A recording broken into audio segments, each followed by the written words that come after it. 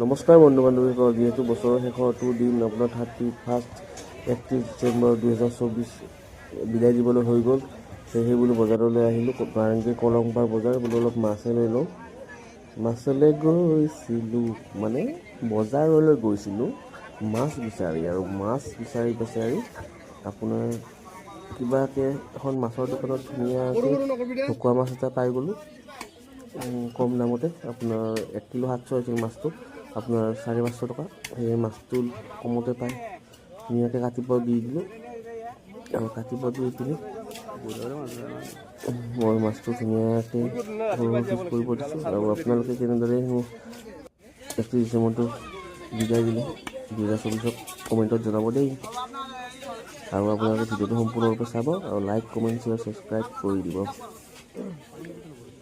এইখন নাৰেংগী কলংপাৰ বজাৰ বহুত পুৰণি, আৰু ইয়াতে ফ্ৰেছ চব্জি পাব।